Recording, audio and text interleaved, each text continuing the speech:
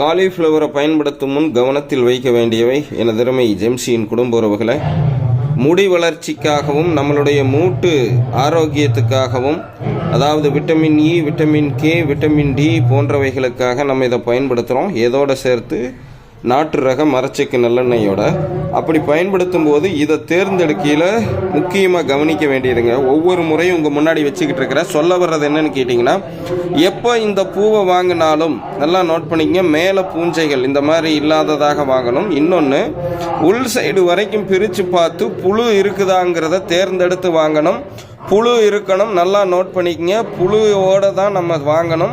அப்படி ஒருவேளை வாங்காமல் கொழுன்னு இருந்தது அப்படின்னா நம்ம சுத்தி செய்யும் முறையை சரியாக தேர்ந்தெடுத்துக்கணும்.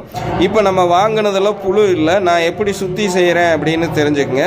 ஸோ சுடுதண்ணி வச்சு அதில் இரும்பு கடாயில் வறுத்த கல்லுப்பும் நாட்டு ரக மஞ்சள் தூளையும் போட்டு நல்லா கரைச்சி இதை பார்த்திங்கன்னா சின்ன சின்ன துண்டாக கட் பண்ணி உள்ளே போட்டு ஒரு 10 நிமிஷம் ஊற வச்சுக்கலாம்.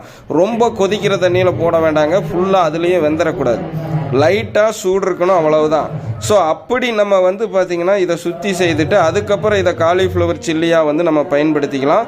ஸோ இது கூட சேர்த்த வேண்டிய பேஸ்ட்டுகள் என்ன, அப்படியெல்லாம் சேர்த்து எப்படி சில்லி போடுறோம் அப்படிங்கிறத அடுத்தடுத்த பதிவில் பார்க்கலாம்.